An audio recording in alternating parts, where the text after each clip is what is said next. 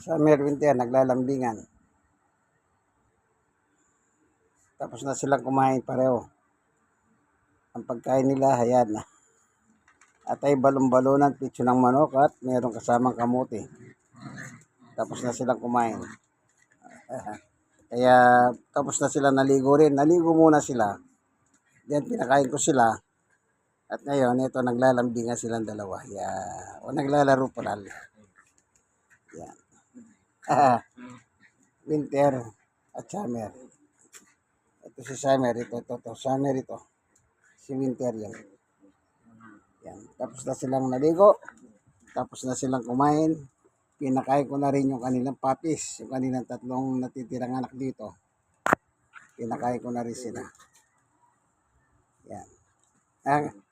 Ngayon nag-enjoy sila. Oh, masaya sila. Ba't sila masaya? Siyempre, kumain na sila.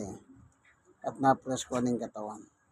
Yung papis sa Sabado, pwede na silang paliguan kasi na-inject sila no Sabado. Tatapusin nila yung injection nila ng 5-in-1 yata yun, sabi ng mga veterinaryo. Yan.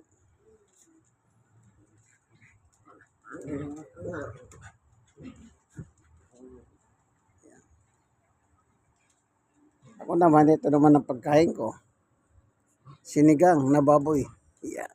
Sa akin naman yan.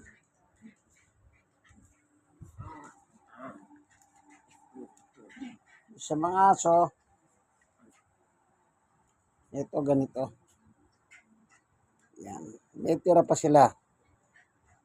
Hindi ko lahat tinodo. Ang dami pa kasi. Ang dami na nakain nila. Oh. Yan. Pero ito, mamayang gabi ko patitira sa kanila yan. Mamayang gabi. Ito nila titirahin yan. Dadagdagan ko lang. Sa gabi. Yan. Ganyan po pag-aalaga ng aso. Man, best friend po ng aso. Paliguan ninyo pag mainit ang panahon, pakainin ninyo nang hindi tira-tira. Hindi po tira-tira pinakakain ko rito. Bagong luto, araw-araw bago. Meron pa silang dog food. Ito. Ayan ang dog food nila.